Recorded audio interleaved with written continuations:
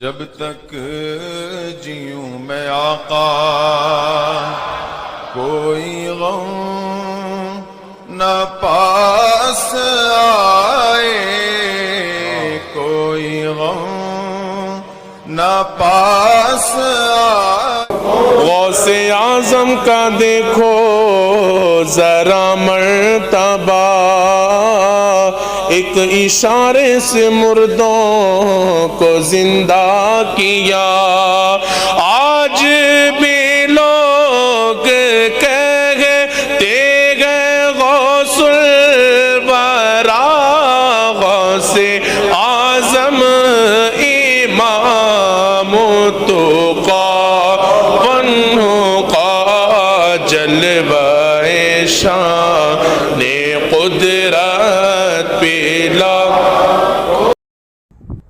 عنوان جو مجھے دیا گیا ہے وہ یہ ہے کہ غوث اعظم کی تعلیمات۔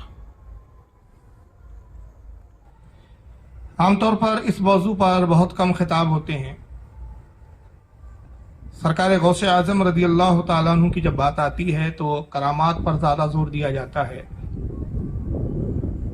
اور یہ ایک حقیقت ہے کہ سرکار غوث اعظم رضی اللہ تعالیٰ عنہ کثیر الکرامات اولیاء میں ہے، اولیاء کے سردار ہے۔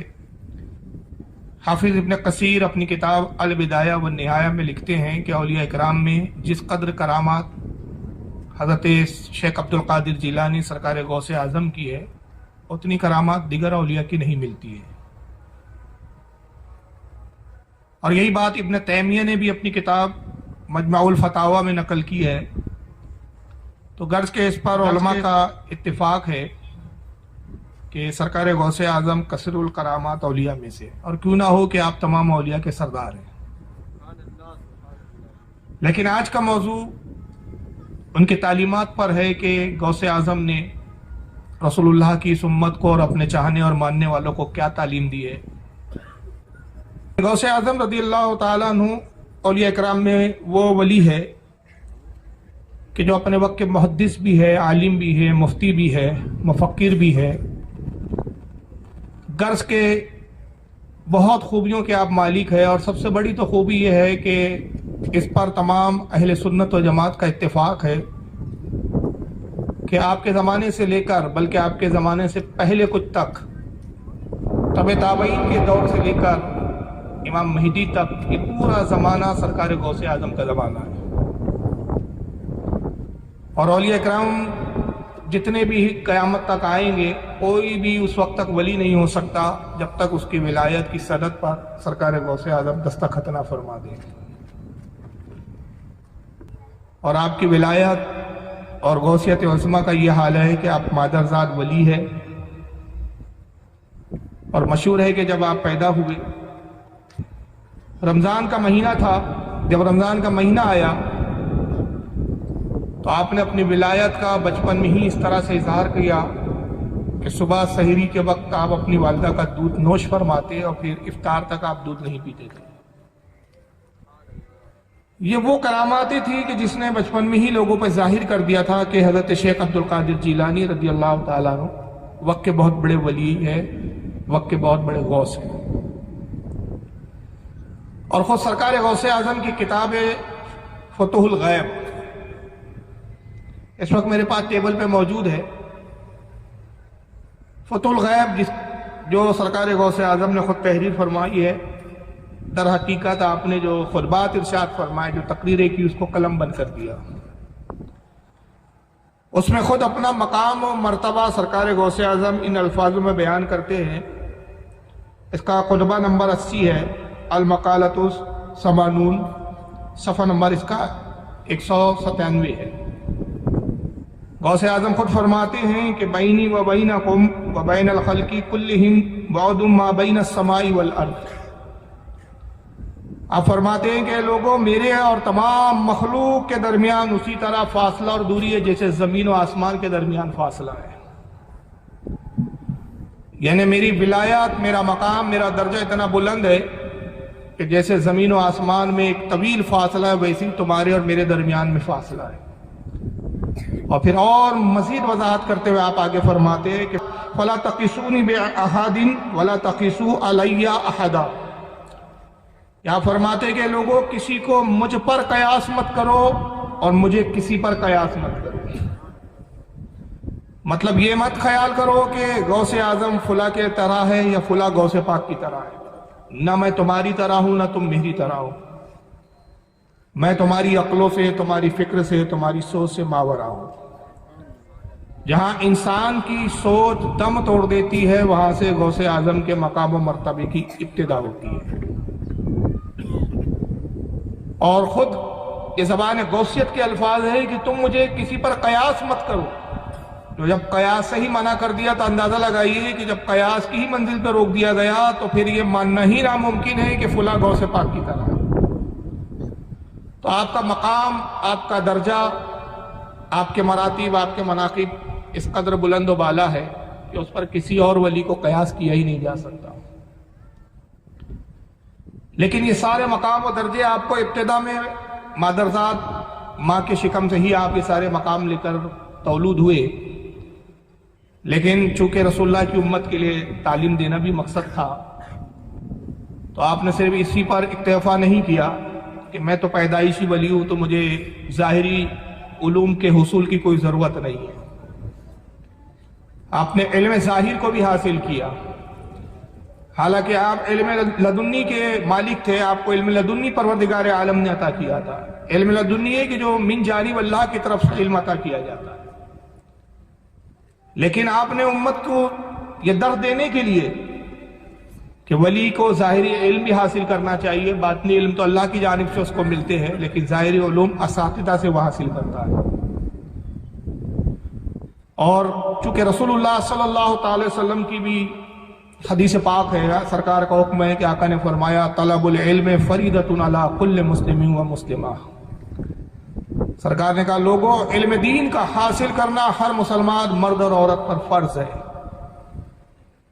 تو سرکار نے علم دین کو فرض قرار دیا، لہذا اپنے علم ظاہر بھی حاصل کیا. اور یاد رکھیے کوئی بھی ولی اس وقت تک ولی نہیں ہو سکتا جب تک وہ علم شریعت سے، علم سے واقف نہ ہو. جاہل کبھی ولی نہیں ہوتا. یاد رکھیے یہ بڑا پرفتن دور ہے اور یہی وجہ ہے کہ دور کے تقاضے کے اعتبار سے اس عنوان اور اس موضوع پر ہمیں کہنے کی ضرورت محسوس ہو رہی ہے کہ غوث اعظم کی ہم تعلیمات کو سمجھے. اگر غوث اعظم سے ہم محبت کرتے اور غوث اعظم کو جب ولی جانتے ہم تو ان کی تعلیمات پر بھی غور کریں. تو غوث اعظم کا علم ظاہر حاصل کرنا، اس میں ایک بات پینا ہے، ایک بات پوشیدہ ہے کہ آپ نے درس دیا اپنے چاہنے اور ماننے والوں کو کہ یاد رکھو میں علم ظاہر اس لیے بھی حاصل کر رہا ہوں کہ تم جان لو کہ کوئی شخص اس وقت تک ولی نہیں ہو سکتا کہ جب وہ علم سے واقف نہ ہو، علم سے آراستہ نہ ہو، کہ جاہل ولی نہیں ہوتا. مگر آج ہمارے یہاں حال یہ ہے کہ ہم کسی بھی جاہل کو بھی اپنا بزرگ اور پیر مان لیتے ہیں، ولی سمجھ لیتے ہیں. اعلیٰ حضرت فاضل بریلوی رضی اللہ تعالیٰ عنہ فتاوی رضویہ شریف میں فرماتے ہیں کہ جاہل جو ہوتا ہے وہ فاسق ہوتا ہے، جو علم سے واقف نہیں وہ فاسق ہے. اس لیے کہ جب علم نہیں اس کو شریعت کا تو نماز ٹھیک پڑھ رہا ہے یا نہیں یہ بھی اس کو پتہ نہیں ہوگا کہ اس کے روزے ٹھیک ہے یا نہیں، زکوٰۃ و شرع کے مطابق نکال پا رہا ہے کہ نہیں. تو شریعت سے جب واقف ہی نہیں ہوگا، شریعت کے علم سے ہی واقف نہیں، تو اس کے اعمال میں بھی کمیاں ہوں گی اور اس کی جہالت کی بنیاد پر اس کو فاسق قرار دیا گیا. اور فاسق اور ولی اس میں تضاد ہے. فاسق ولی نہیں ہو سکتا اور ولی فاسق نہیں ہو سکتا. بلکہ فتح رضویہ شریف میں آپ ایک جگہ یہاں تک فرماتے ہیں کہ فقہاء کرام نے یہ حکم بیان کیا اپنی کتابوں میں، فقہ کی کتابوں میں یہ مسئلہ باقاعدہ موجود ہے، اور اعلیٰ حضرت فاضل بریلوی نے ان کتابوں کے حوالے جات نقل کیے فتح رضویہ شریف کے اندر. قرآن 29ویں جلد میں یہ فتویٰ ہے. ابھی 30 جلدوں میں فتح رضویہ آ رہی ہے. ابھی 30 میں کون سی جلد میں فتویٰ مجھے یاد نہیں، میرے مطالعے میں پہلے 12 جلدیں تھیں، 11ویں جلد میں، 29ویں نہیں 11ویں جلد میں، معاف کریں. تو پرانی 11ویں جلد میں یہ مسئلہ موجود ہے کہ اعلیٰ حضرت فقہ کی بہت ساری فقہاء کرام کی کتابوں کے حوالے سے بیان کرتے ہیں کہ جو فاسق ہے، جاہل ہے، علم حاصل نہیں کرتا، تو بادشاہ اسلام پر لازم ہے کہ مسلمان ہو گیا تو اس کو علم کی طرف راغب کرے، اور اگر وہ علم حاصل کرنے میں کوتاہی کرے تو بادشاہ اس کو تعزیر کرے، یعنی اس کو سزا دے. تو یعنی اندازہ لگائیے کہ جہالت کتنا بڑا عیب ہے کہ بادشاہ اسلام پر کہ اگر اس کی رعایا میں کوئی مسلمان ہو کر جاہل رہتا ہے تو وہ اس کو قید کرے، اس کو تعزیر کرے، اس کو سزا دے۔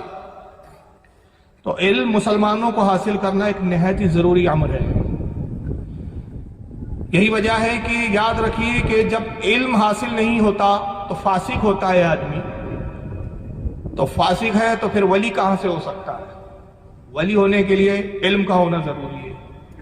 اور ولی کے معنی کیا ہوتے ہیں؟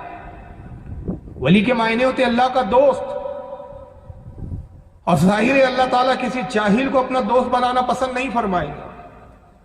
بھائی دنیا میں ایک بڑے عہدیدار ہوتے ہیں، مثال کے طور پہ ایک کمشنر کا ایک عہدہ ہوتا ہے، منسٹر کا ایک عہدہ ہوتا ہے، کلیکٹر کا ایک عہدہ ہوتا ہے، بڑے بڑے دنیا میں عہدے ہوتے ہیں۔ تو یہ اپنا دوست کس کو بناتے ہیں؟ کیا کسی جاہل کو یہ دوست بناتے ہیں؟ جب ایک دنیا کا منصبدار کسی جاہل کو اپنی دوستی میں رکھنا پسند نہیں کرتا تو رب تبارک و تعالیٰ تو غنی ہے اور پروردگار عالم بے نیاز ہے کہ کسی جاہل کو اپنا دوست اور ولی بنا لے۔ لیکن پھر یہاں ایک شبہ آتا ہے کہ بہت سارے ایسے بھی اولیاء کرام ہیں کہ جن کی ولایت پر اتفاق ہے، لیکن انہوں نے ظاہری طور پر علم حاصل نہیں کیا، کسی مدرسے میں کبھی نہیں گئے، کسی استاد سے نہیں پڑھا، مگر وہ اللہ کے ولی بھی کہلائے۔ اس طرح کے اولیاء کی ایک لمبی فہرست ہے اگر نام بیان کیے جائے تو پھر یہ سارے مسئلوں کی کیا اہمیت رہ جاتی ہے اس چیز کے سامنے کہ ایسے بھی اولیاء گزرے کہ جو کبھی مدرسہ نہیں گئے، کسی سے پڑھا نہیں۔ تو اس کا جواب امام شافعی رحمۃ اللہ علیہ نے بہت بہترین دیا۔ امام شافعی فرماتے ہیں کہ جاہل ولی نہیں ہوتا، جب اللہ کسی جاہل کو بھی ولی بناتا ہے تو پہلے علم سے آراستہ کر دیتا ہے، اس کے بعد ولایت عطا کرتا ہے۔ تو بعض اولیاء وہ ہوتے ہیں کہ جو ظاہری طور پر کسی استاد سے یا کسی مدرسے یا ادارے سے نہیں پڑھتے، لیکن اللہ رب العزت اپنے فضل و کرم سے ان کو علم عطا فرما دیتا ہے۔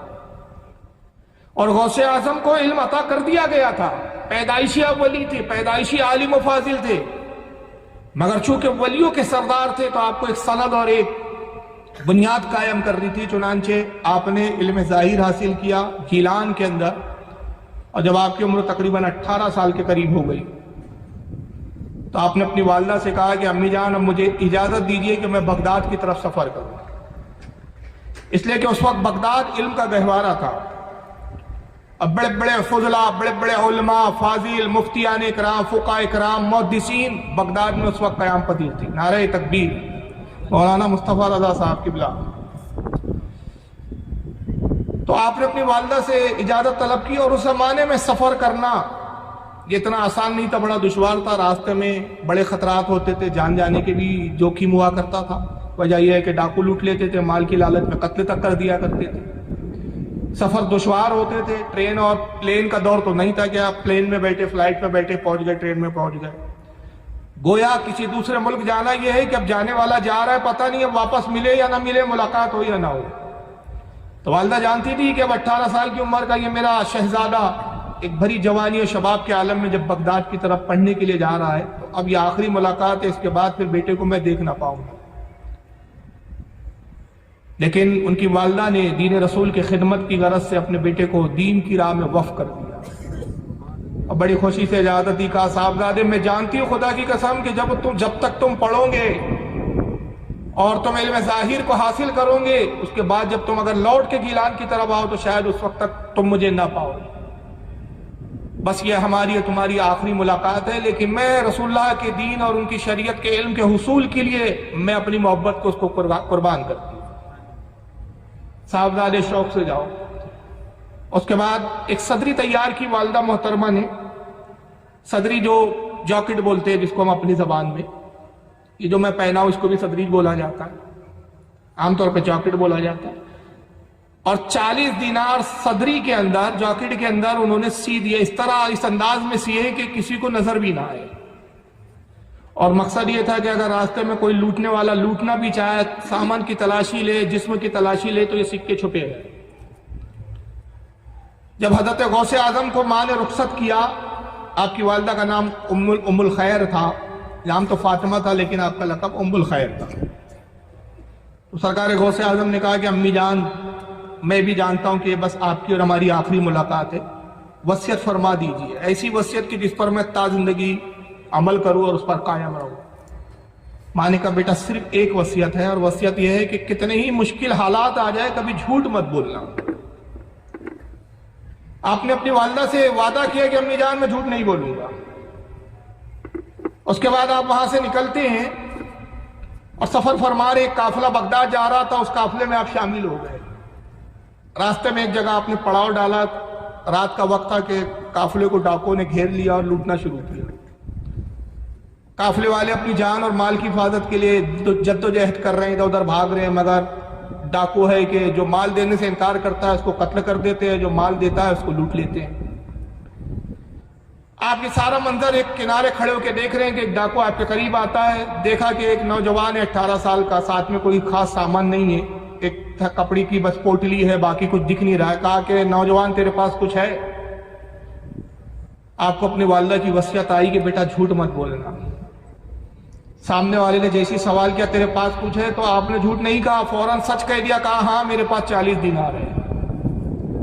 उसने पोटली को खोला, देखा तो कुछ कपड़े थे, बाकी तो कुछ मिला नहीं। हंसा, कहा कि मस्करापन करते हो, चला गया। थोड़ी देर बाद दूसरा डाकू आया, उसने भी यही सवाल किया तेरे पास कुछ है? आपने फिर वही जवाब दिया, कहा हाँ मेरे पास 40 दिनार है। वो डाकू ने भी हल्की सी तलाशी ली, लेकिन वो सदरी के अंदर जैकेट में इस तरह से सिक्के आपकी वालिदा ने सी दिए थे कि छूने के बाद भी वो महसूस नहीं हो रहे थे, क्योंकि जैकेट कुछ मोटी थी।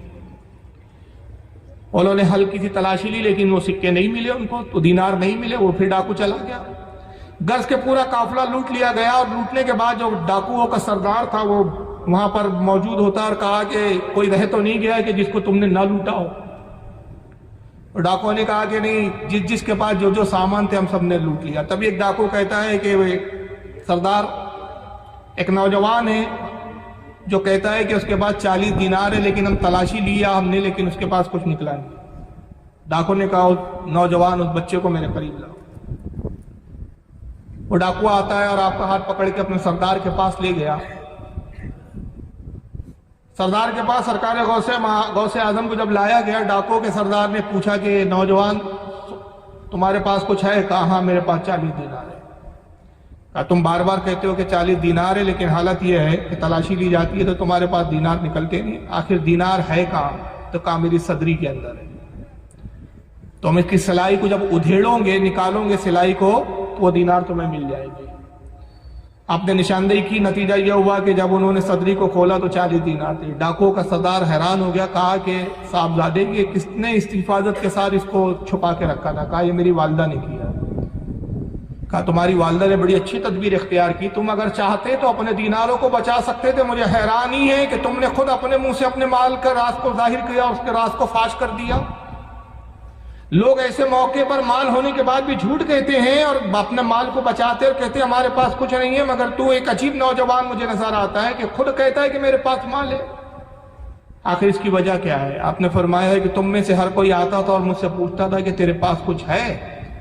जब वो कहता था तो मैं झूठ नहीं कह सकता था, इसलिए कि मैंने अपनी माँ से वादा किया है कि मैं जिंदगी में कभी झूठ नहीं बोलूंगा।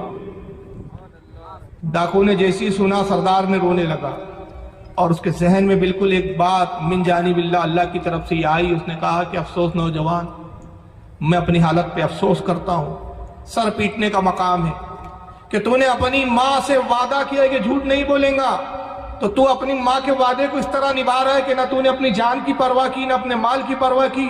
और मैं अपने रब से वादा करके आया हूं कि आलम अरवा ने, परवरदिगार आलम ने मेरी रूह को भी जब बुलाया था और मेरी रूह से भी अहद लिया था, मैंने वह अहद किया था कि मैं जब दुनिया में जाऊंगा, ऐ खालिक के कायनात, तुझे माबूद मानूंगा, तेरी इबादत करूंगा, तेरी फरमाबरदारी करूंगा। लेकिन अफसोस कि मैंने उस वादे को भुला दिया। मैं खुदा का बंदा होकर, उसकी मखलूक होकर उसके वादे को फरामोश कर चुका, अपने खालिक के वादे को भूल गया और तू अपने वादे को निभा रहा है। अफसोस तिफ है मेरी जिंदगी पर। लेकिन ऐ नौजवान, तूने मेरी आंखों को खोल दिया, अपना हाथ बढ़ा के मैं तेरे हाथ पर तौबा करूं और आज से इस गुनाहों की जिंदगी से तायब हो जाऊं। सरकार गौसे आजम के हाथ पर वो डाकू तौबा करता है। सरदार 60 के करीब वो डाकू थे। जब उन्होंने देखा कि सरदार ने तौबा की तो उन्होंने कहा कि सरदार, کل تک جب تم گناہ کرتے تھے تو ہم تمہارے ساتھ تھے، اور جب آج تم تائب ہو اور اللہ کی راہ میں نکلے ہو تو آج بھی ہم تمہارے ساتھ رہیں گے۔ کل بھی تم ہمارے سردار تھے گناہوں میں، آج نیکی میں بھی تم ہمارے سردار ہو۔ اے سردار، ہم بھی خدا کی قسم توبہ کرتے اور آج سے ہم بھی ڈاکہ ڈالنے سے انکار کرتے۔ تو چنانچہ 60 کے 60 پورے ڈاکو غوث اعظم کے دست مبارک پر توبہ کر کے تائب ہو جاتے، اور جتنا مال لوٹا تھا انہوں نے سارا مال لوگوں کو لوٹانا شروع کر دیا۔ یہ سرکار غوث اعظم رضی اللہ تعالیٰ عنہ کا یہ تبلیغ کا پہلا ایک مرحلہ تھا کہ آپ کی ایک معمولی سی کوشش اور آپ کی ایک سچائی اور صداقت کی بنیاد پر 60 ڈاکو توبہ کرتے ہوئے نظر آتے ہیں۔ یہاں سے ہمیں ایک درس اور تعلیم ملتی ہے غوث اعظم کی کہ حالات کتنے ہی سنگین ہو جائے، کتنے ہی بدتر ہو جائے، کتنی ہی دشواریاں ہوں، جھوٹ انسان کو نہیں بولنا چاہیے۔ لیکن آج جھوٹ کا عالم یہ ہو گیا ہے کہ جھوٹ کو ہم جھوٹ ہی نہیں سمجھتے، بلکہ جھوٹ کو گناہ ہی سمجھنا چھوڑ دیا گیا ہے۔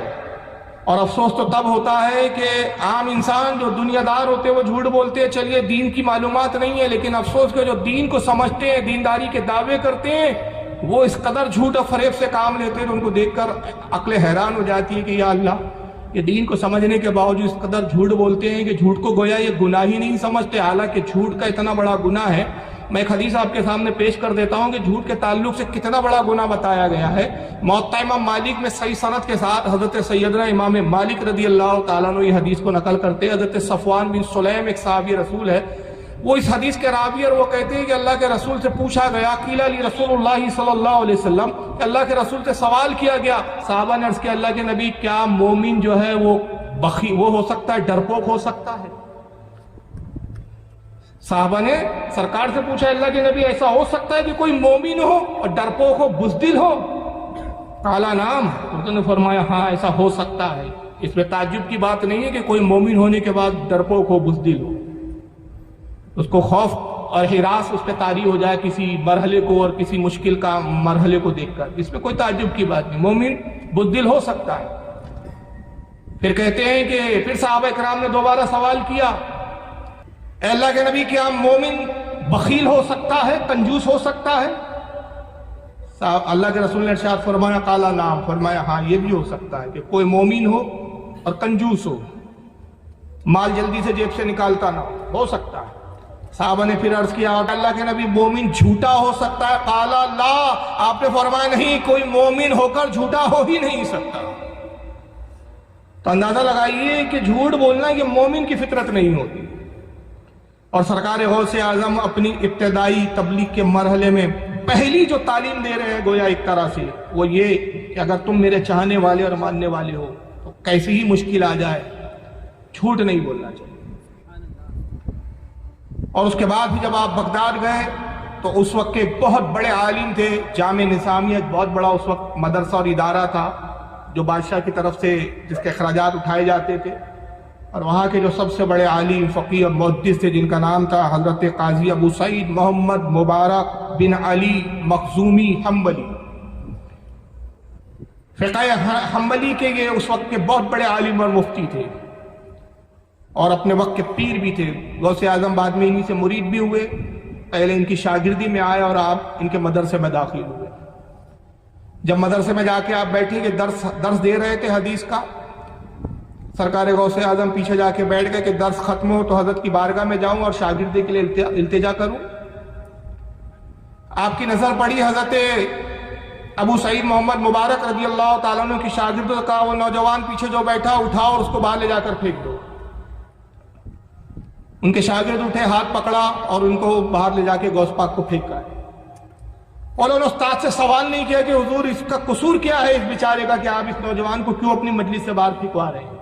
استاد کا حکم تھا، انہوں نے تعمیل کی۔ غوث اعظم اٹھے، مٹی کو جھاڑا اور پھر آ کے مجلس میں دوبارہ بیٹھ گئے۔ استاد نے دیکھا کہا اے نوجوان تو پھر آ گیا، اور شاگردوں کا اٹھاؤ پھر اس کو اب تھوڑے اور زیادہ دور لے جا کر پھینکا۔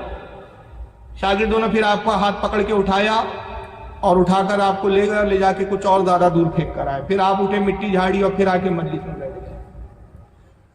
پھر استاد نے تیسری مرتبہ کہا اس کو پھر اٹھا کر پھینکو۔ 3 بار ایسا ہوا، پھر مٹی جھاڑتے ہیں، کپڑے سے مٹی کو صاف کرتے ہیں، پھر مجلس میں آ کے بیٹھ جاتے ہیں۔ اس کے بعد استاد محترم اٹھے، ممبر سے اٹھے मजमे को चीरते हुए आगे बढ़े, पेशानी को बोसा दिया, हाथ पकड़ा और मिंबर के साथ अपने बाजू लाकर बिठा दिया। शागिर्द हैरान थे कि ये क्या माजरा है, अभी तो इस नौजवान की बड़ी बेइज्जती कर रहे थे, बाहर बार बार फिकवाया जा रहा था, पेशानी को बोसा दिया, अदब किया, एहतराम किया और अपने मिंबर पे बाजू बिठा लिया।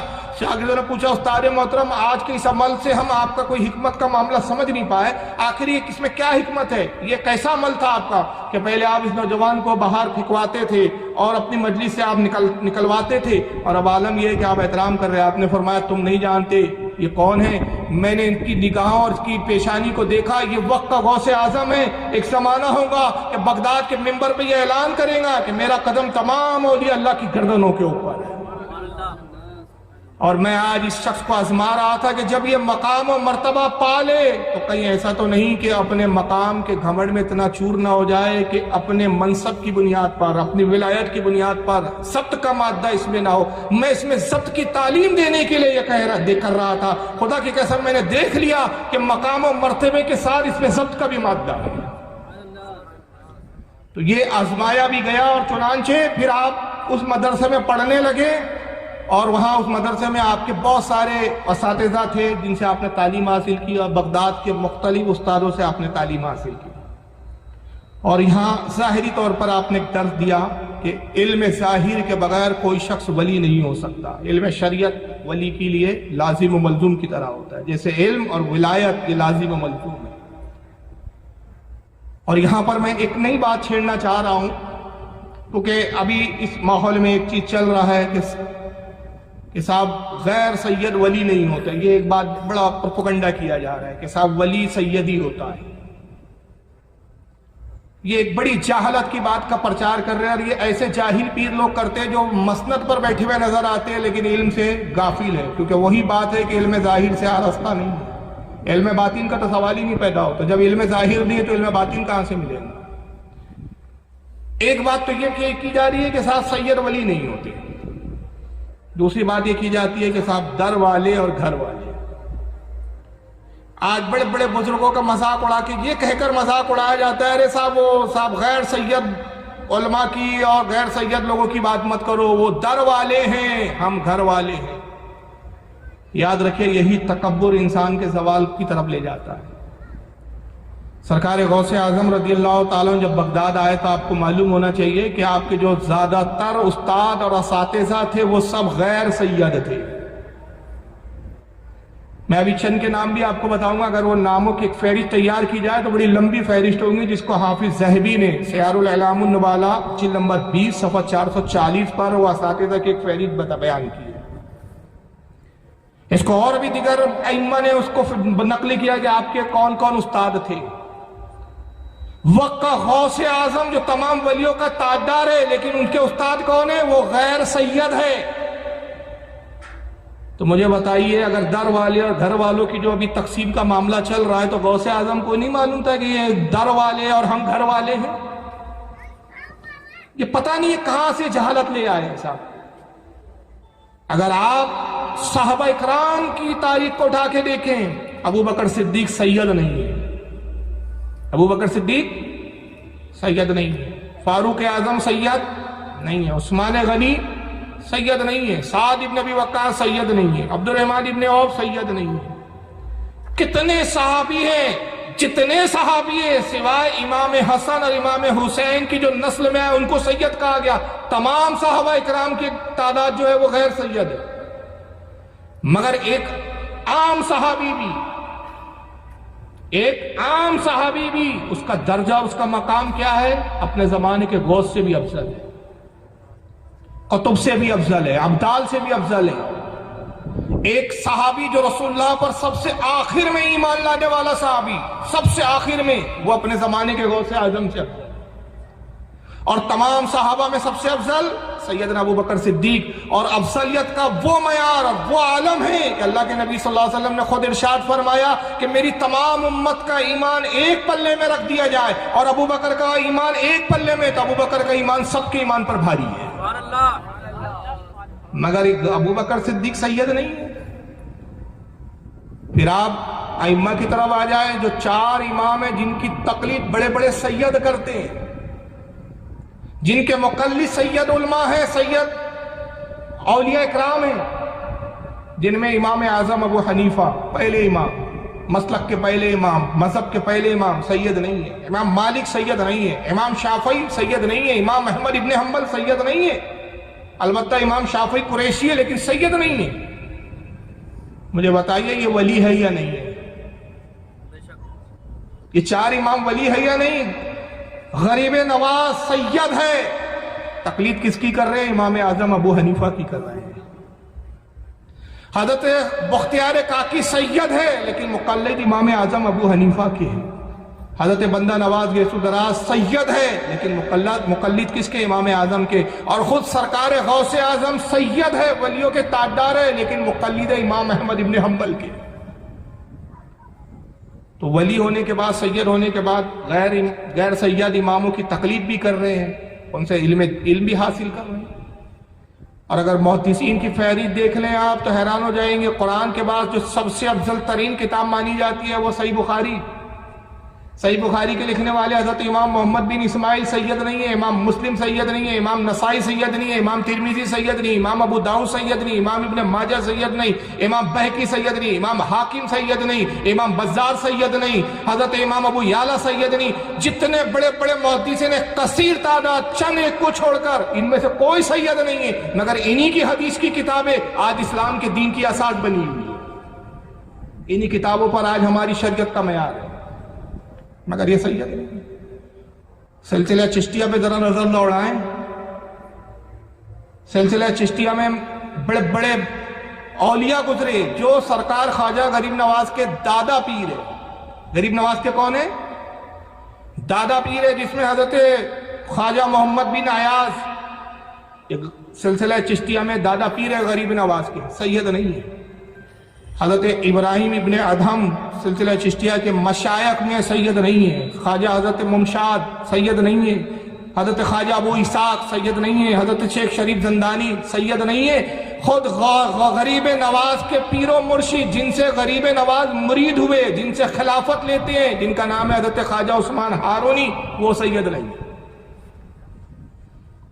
اب ایسے جاہل پیروں سے پوچھو کہ اگر سید ولی نہیں ہوتا تو یہ غریب نواز جن سے خلافت لے رہے ہیں وہ پھر ولی ہے یا نہیں ہے؟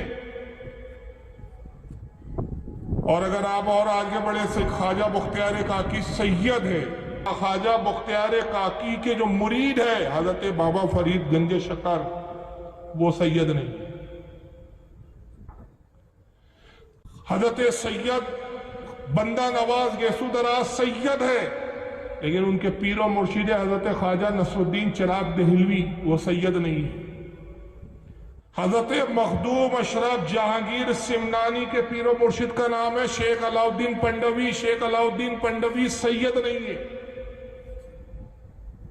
یہ بڑے بڑے سید غیر سید اولیاء سے جا کے خلافتیں لے رہے ہیں، اور خود سرکار غوث اعظم کا سلسلہ قادری اگر دیکھ لے، حضرت معروف قرقی غوث اعظم کے دادا پیروں میں سید نہیں ہے، حضرت سری سختی غوث پاک کے دادا پیروں میں سید نہیں ہے، حضرت شبلی غوث پاک کے پیروں میں ہے لیکن سید نہیں ہے، حضرت جنید بغدادی غوث پاک کے پیروں میں سید نہیں، اور خود غوث اعظم کے پیروں مرشد جن سے غوث اعظم خلافت لیتے ہیں، جن سے بیعت کرتے ہیں، جن سے تعلیم حاصل کرتے ہیں، حضرت ابو سعید محمد مبارک بن علی مخزومی، یہ بھی سید نہیں ہے۔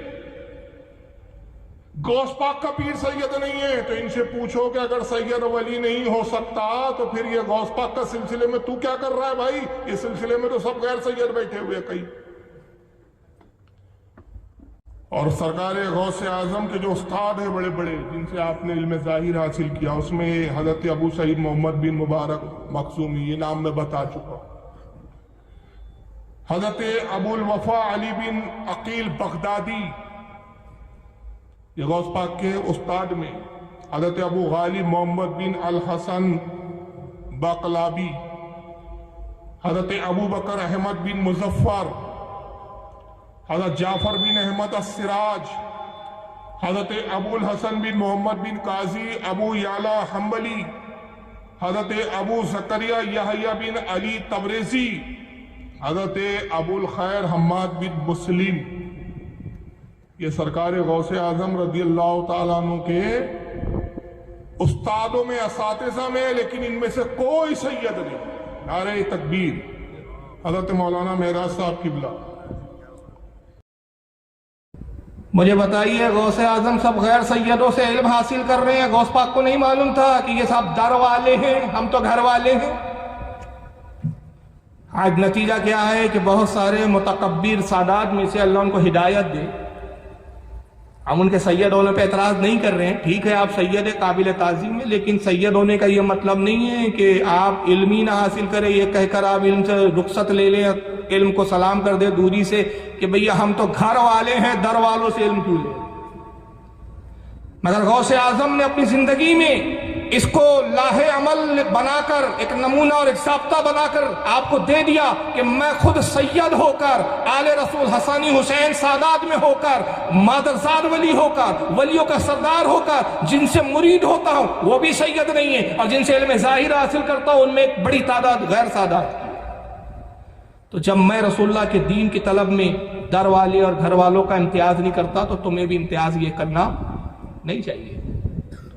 चुनांचे गौसे आजम ने इनसे इल्म हासिल किया, एहतराम किया, इज्जत की, अपने असातिज़ा का अदब किया,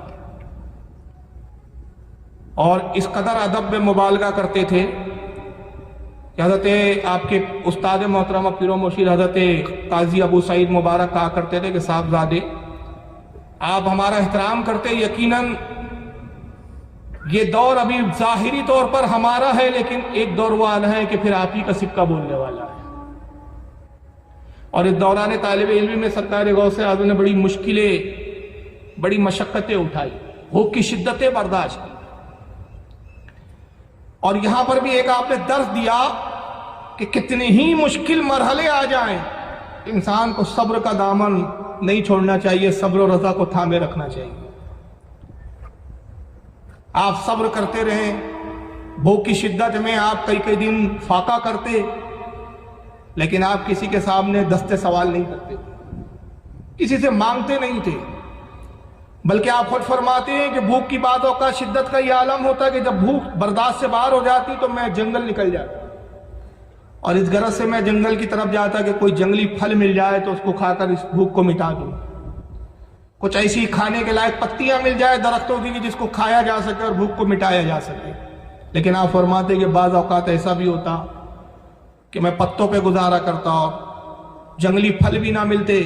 एक वाक़या आप खुद बयान करते हैं कि एक मरतबा मैं भूख की शिद्दत जब नाकाबिल बर्दाश्त हो गई, मैं जंगल की तरफ निकला और इस ख्याल से निकला कि कोई जंगली फल वगैरह मिले तो मैं अपनी भूख को मिटाऊं, लेकिन देखा कि 20 मशाइख है जो मुझसे पहले वहां मौजूद है और वो भी जंगली फल तलाश कर रहे हैं। आप फरमाते जब मैंने उनको देखा तो मुझे हया आई और मैंने अपने दिल में कहा अब्दुल कादिर, ये पहले से ही ये लोग हैं कि जो अपनी ग़िज़ा की तलाश में जद्दोजहद में परेशान घूम रहे हैं, तो एक किस्वा होकर खुद इनकी उम्मीदों में क्यों कमी कर रहा है। चनांचे आप फरमाते कि मैं वापस आ गया, मैं मस्जिद लौट आता, पेट के बल लेट जाता और कुरान करीम की आयत पढ़ता जिसका मफहूम ये था कि हर परेशानी और तकलीफ के बाद राहत। फरमाते कि बगदाद में एक बुरुज था, एक मीनारा था जिस पर मैं भूख के आलम में उस मीनारे पे चढ़ जाता और मेरा नफ्स हू करता, यहां तक कि मैंने अपने भूख के अय्याम में, अपने तालिब इल्मी के अय्याम में उस बुरुज पर, उस मीनारे पर इतना कयाम किया कि उस मीनारे का नाम ही बुरुज अजम ही पड़ गया, क्योंकि आप अजम से ताल्लुक रखते थे। तो आपने भूखा रहकर मशक्कतें की और अंबिया किराम की सुन्नत पर अमल किया, जैसा कि सूफिया किराम का कौल है कि अल-जूअ तामुल अंबिया। सूफिया किराम फरमाते हैं कि भूख अंबिया इकराम की ग़िज़ा है। हज़रत आयशा उम्मुल मोमिनीन फरमाती है, सही बुखारी की हदीस है कि 7-7 दिन, कभी 3 और कभी 7 दिन ऐसे गुजर जाते हैं कि रसूलुल्लाह के घर में चूल्हा नहीं जला करता, लेकिन रसूलुल्लाह सल्लल्लाहु अलैहि वसल्लम कभी किसी के सामने दस्ते सवाल नहीं करते थे। आपने अपने जद की उसी सुन्नत को बरकरार रखा और इसी तकलीफ के साथ आप इल्म हासिल करते रहे, और भूख को इसलिए बर्दाश्त किया कि औलिया इकराम का यह कौल आपके पेश नजर था कि भूख तस्किए नफ्स का जरिया होता है, नफ्स को मारने का एक जरिया होता है।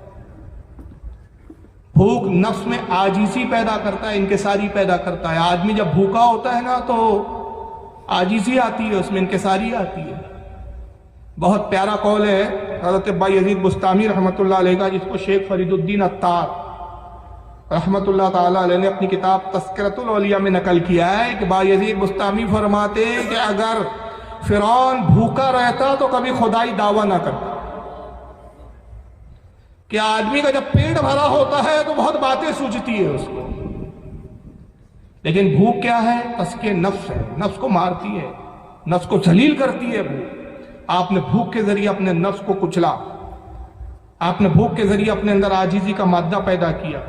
اور پھر خود آپ فرماتے ہیں، آپ کی کتاب فتح الغیب اس کے اندر صفحہ نمبر 188 المقالۃ الخامسۃ والسبعون، اس کے اندر آپ خود نقل کرتے فرماتے التصوف لیس اخذ عن القیل والقال. کہتے لوگوں یہ جو تصوف ہے، تصوف یہ جو ولایت کی منزلیں ہیں جس پہ ولی سفر کرتا ہے یا ولی جس سے گزرتا ہے، جس کو تصوف کی بہت لمبی تعریف ہے، موضوع ابھی وہ ہے نہیں میرا کہ تصوف کے معنی کیا ہے، اس کی اصطلاحی معنی کیا ہے، صوفیہ نے اس کے تعلق سے تصوف اور صوفی کن لوگوں کو کہا گیا ہے. ایک مختصر جملہ یہ سمجھ لے کہ ولایت کا جو ایک اولیاء اکرام جن منزلوں کو طے کرتے ہیں اسے تصوف کہا جاتا ہے، اس میں ولایت کی کئی منزلیں ہیں. تا فرماتے کہ جو تصوف ہے، یہ جو منزلیں ہم نے طے کی ہیں، یہ ہم نے ہرگز کیلو کال سے نہیں لیا. کیلو کال مطلب اس نے کہا، اس نے سنا، اس نے بیان کیا، اس سے روایت، اس سے روایت، اس سے نہیں لیا ہم نے. بس سنی سنائی، جیسے ہمارا حال ہے کہ ہم سن لیتے خوش ہو جاتے، انہوں نے کہا، انہوں نے سنا، ابل کوڑی بھر کا نہیں. تو سننے سنانے سے ہم نے کیلو کال سے تصوف کو حاصل نہیں کیا، بلکہ کیسے حاصل کیا؟ وَلَقِنْ اُخِذَ عَنِ الْجُوعِ وَقَطْعِ الْمَأْلُوفَاتِ وَالْمُسْتَحْسَنَاتِ. کہتے ہیں کہ ہم نے بھوک سے، بلکہ بھوک سے اور پسندیدہ اور محبوب چیزوں کے چھوڑ دینے سے تصوف کو حاصل کیا. اس چیزوں کو ہم نے پہلے چھوڑا جو ہمیں محبوب ہے، جو چیز ہمیں پسند ہوتی ہے ہم اس کو پہلے ترک کر دیتے ہیں. اس کی مثالوں میں بہت زیادہ باتیں کی جا سکتی ہیں. میں ایک چھوٹی سی مثال دیتا ہوں. بایزید بستامی رحمۃ اللہ تعالی علیہ ایک مرتبہ آتے ہیں قصاب کے پاس، گوشت کاٹنے والے کے پاس، اور کہتے ہیں کہ مجھے ایک بڑا سا گوشت کا لوتھڑا دو جس کا وزن کم سے کم 1 کلو 1.5 کلو کے قریب ہو. اس زمانے میں سیر چلتے تھے، کہا 1 سیر 1.5 سیر کے برابر ہو. اس نے گوشت کا ٹکڑا توڑا دے دیا. آپ نے پیسے دینے چاہا، اس نے لینا نہیں چاہا. آپ نے کہا نہیں، یہ پیسے تم رکھو، میں مفت میں یہ گوشت نہیں لوں گا.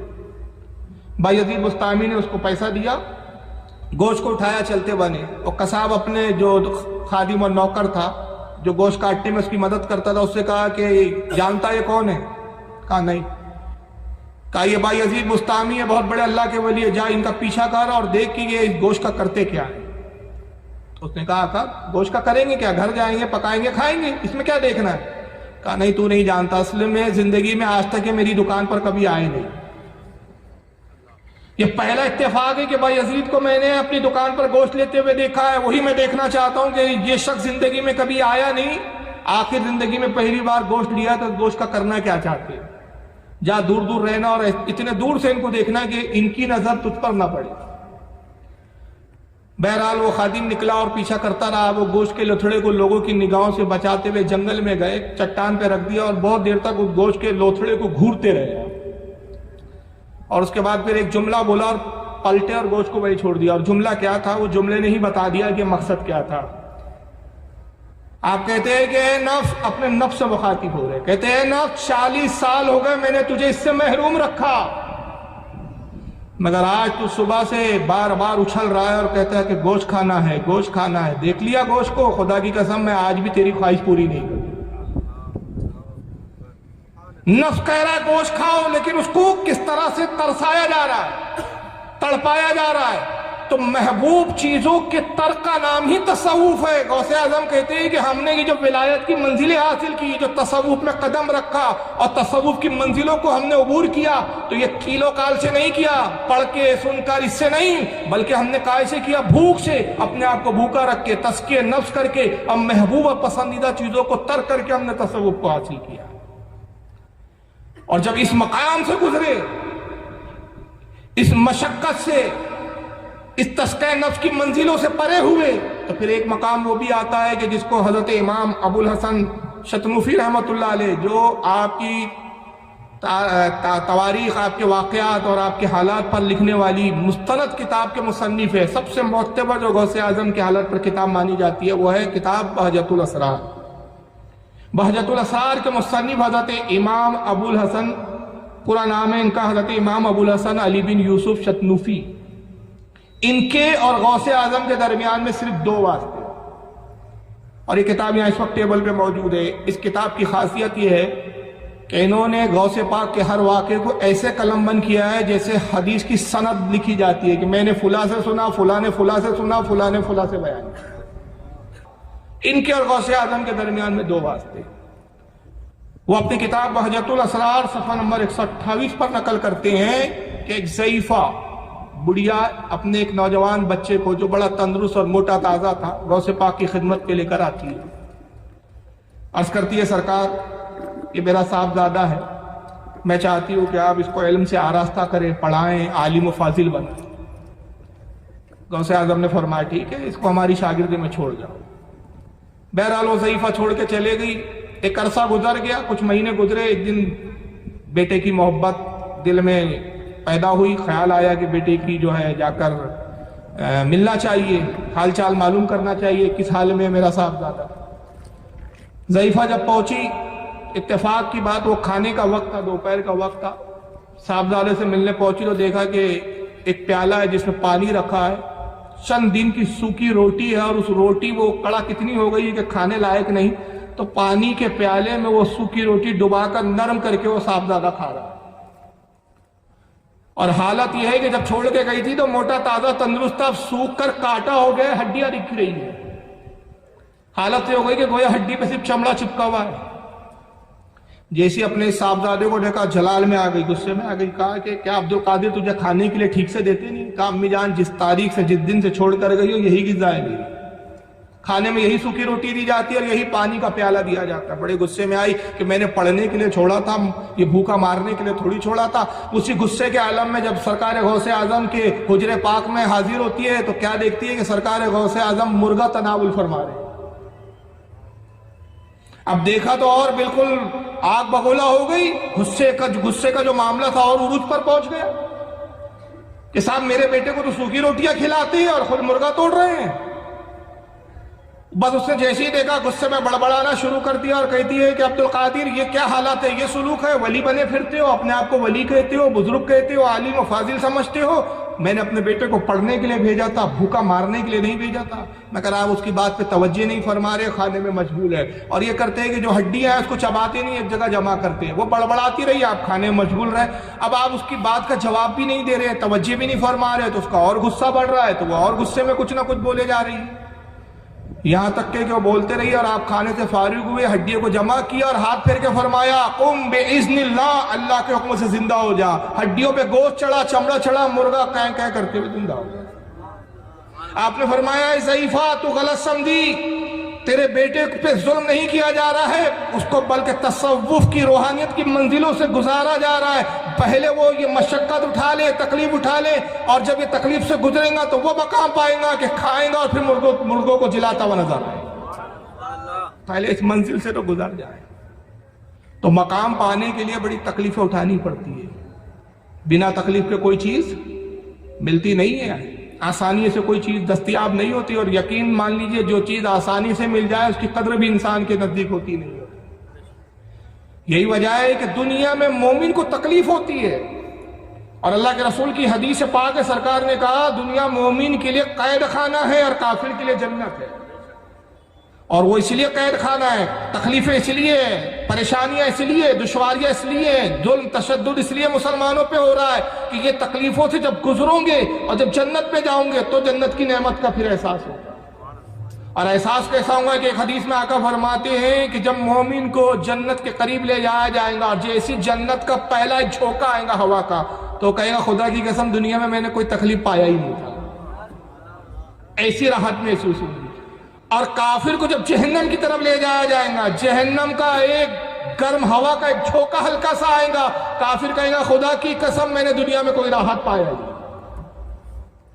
تو اگر یہاں مسلمانوں پہ ظلم ہو رہا ہے، تشدد ہو رہا ہے، تو یہ مت سوچئے کہ صاحب ہم اہل ایمان ہیں تو یہ اللہ تعالیٰ یہ سب کیوں گوارا کر رہا ہے، ہم ہی پہ ظلم کیوں ہو رہا ہے، ظالم ہم پر غالب کیوں ہو رہے ہیں؟ نہیں، ہماری آزمائش ہے، یہ تکلیفوں سے گزارنا اس لیے کہ تکلیفوں سے گزرے تو اس کی نعمتوں کا احساس ہو۔ اب ہمارا کام یہ ہے کہ ہم ان تکلیفوں پہ صبر کریں اور اپنے ایمان کو مضبوط بنائیں اور آخرت کی تیاریاں کریں۔ تو سرکار غوث اعظم نے اپنی زندگی میں تعلیم دی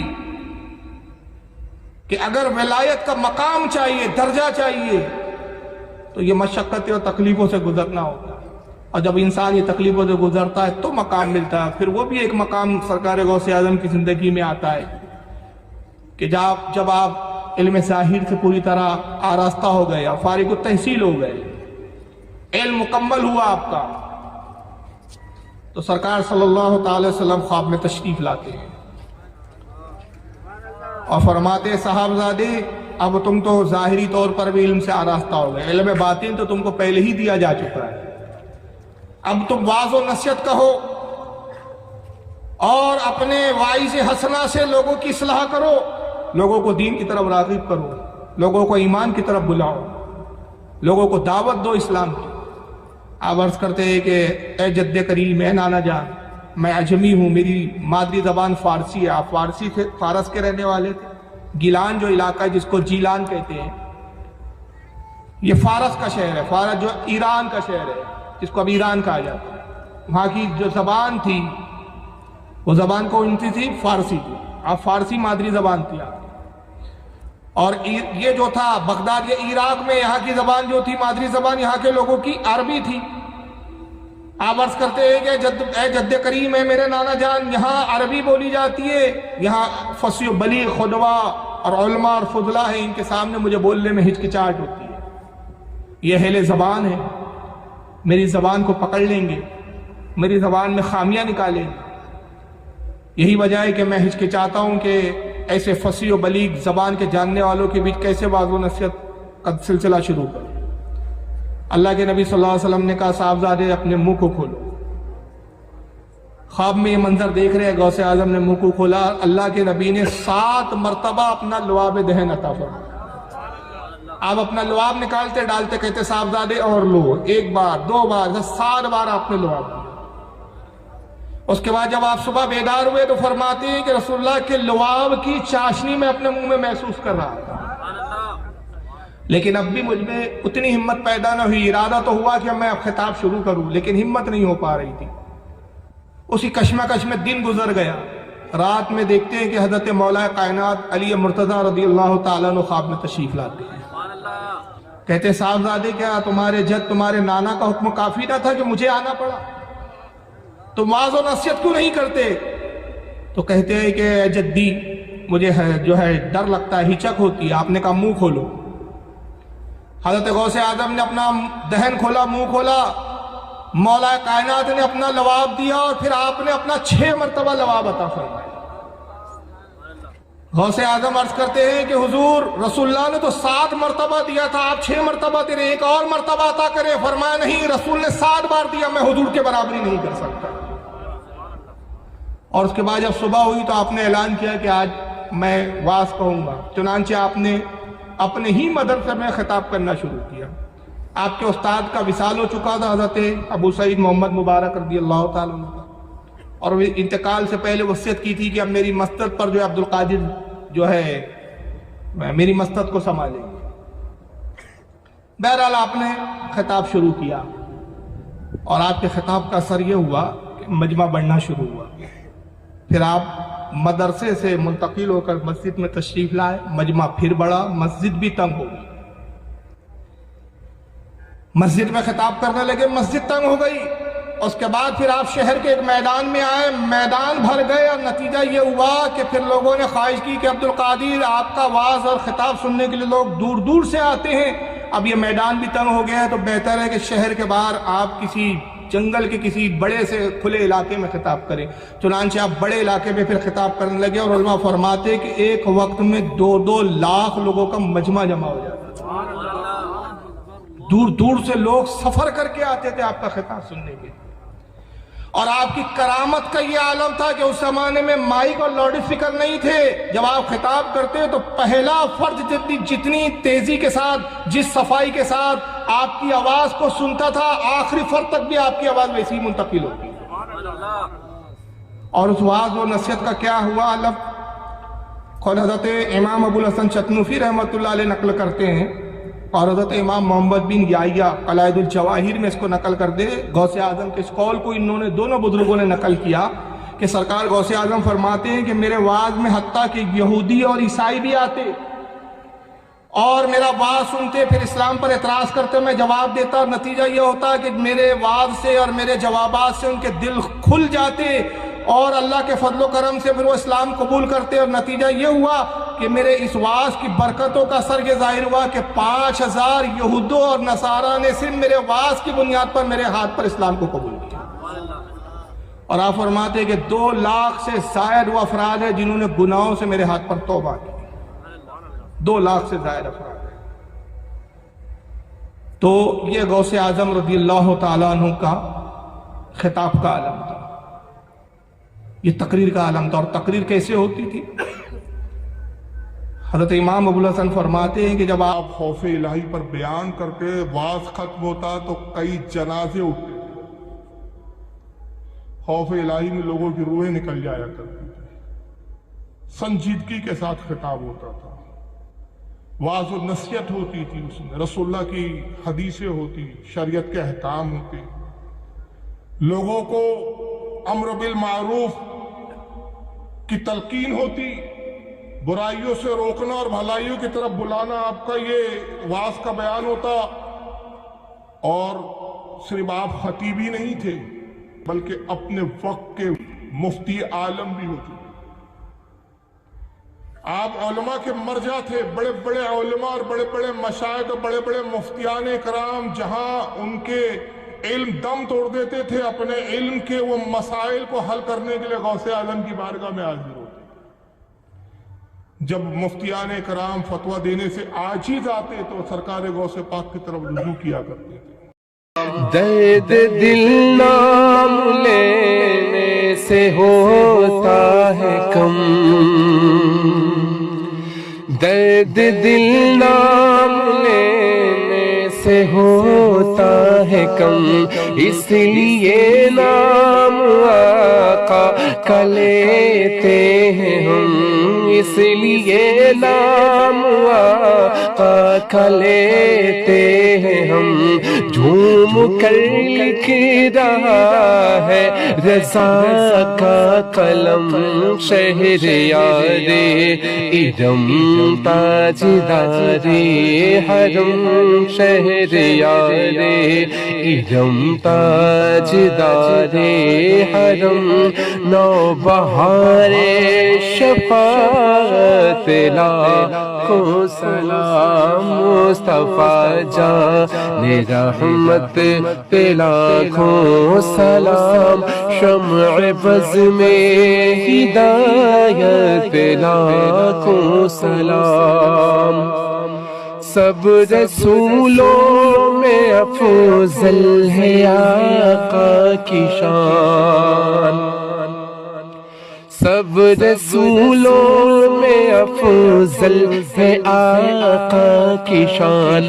حق تعالیٰ نے ان پر اتارا قرآن، حق تعالیٰ نے ان پر اتارا قرآن، کھول دی سامنے پتھروں نے زبان، دور و نزدیک کے سننے والے وہ کان، دور و نزدیک کے سننے والے وہ کان، کان لالے کرامت پہ لاکھوں سلام، مصطفیٰ جان رحمت پہ لاکھوں سلام، مصطفیٰ جان رحمت پہ لاکھوں سلام، شمع فض میں ہدایت پہ لاکھوں سلام،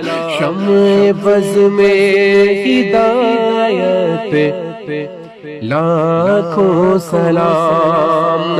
نور افشا ہوا جب وہ افتحا کا چاند، دیکھ لے آئے سب جو زیبا کا چاند.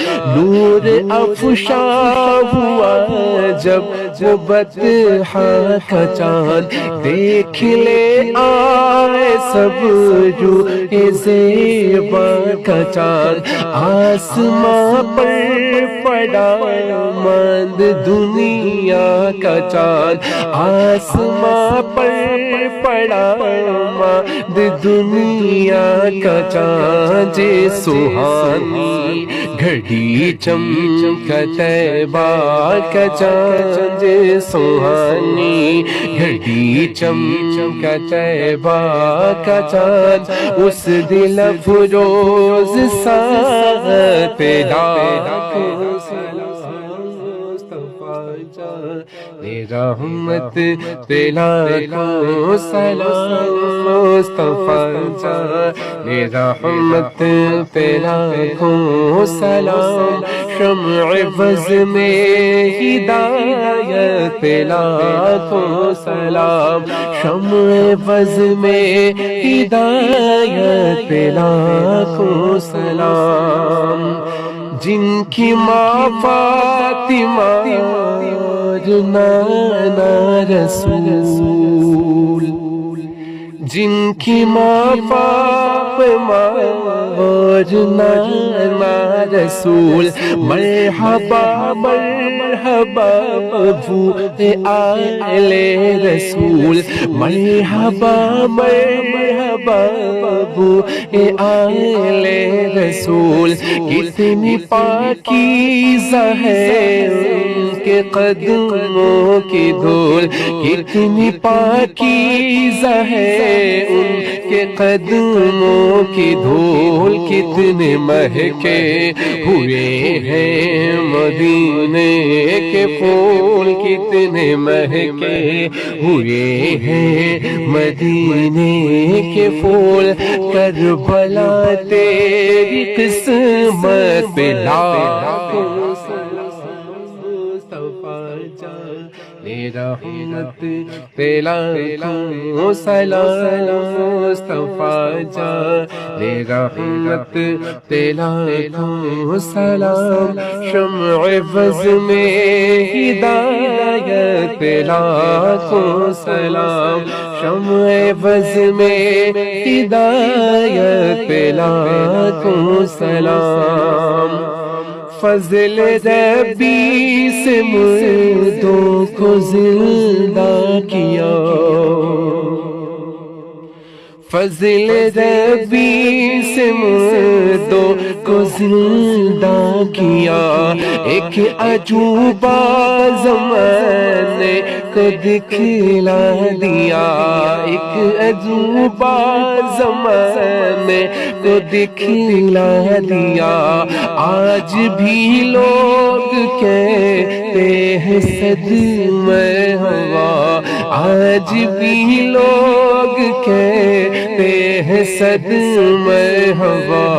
غوث اعظم امام تو بنو کا، غوث اعظم امام تو بنو کا.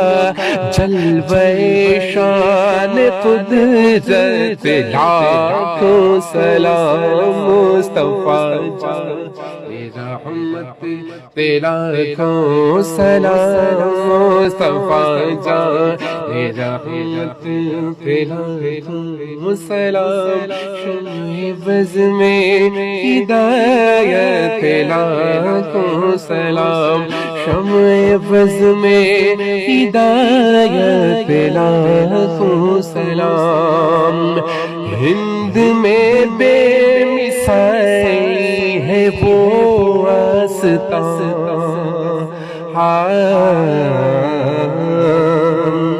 ہند میں بے مثالی ہے وہ آستان.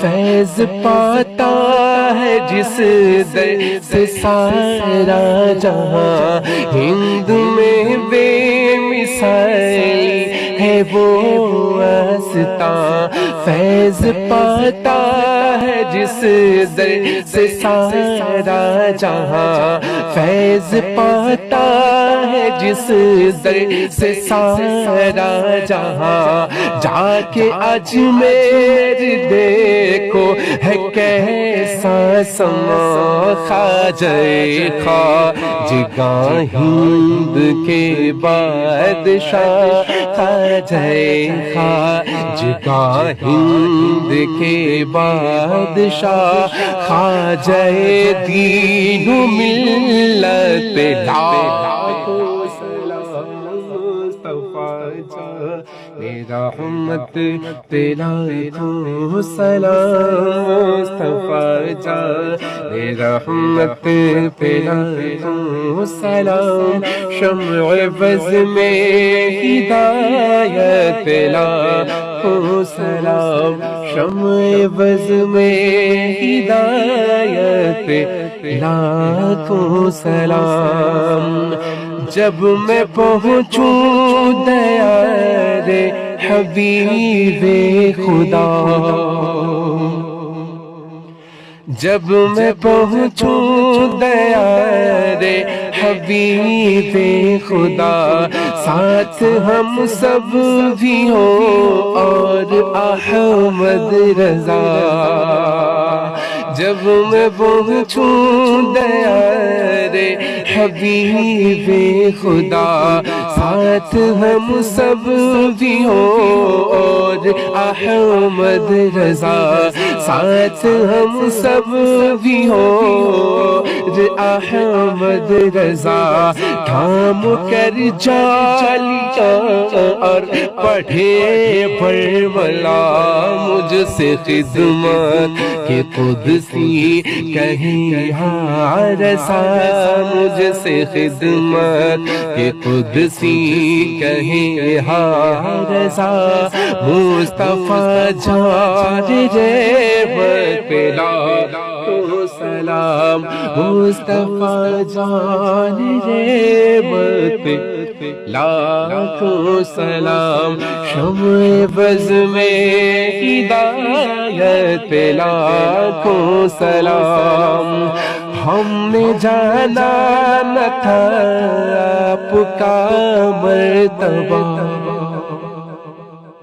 ہم نے جانا نہ تھا آپ کا مرتبہ، ایک ولی نے مگر ہم پہ احسان کیا، ایک ولی نے مگر ہم پہ احسان کیا، سرمہ عشق کی آنکھوں میں پہنا دیا، سرمہ عشق کی آنکھوں میں پہنا دیا، ڈال دی قلب میں عظمت مصطفیٰ، ڈال دی قلب میں عظمت مصطفیٰ، سیدی اعلی حضرت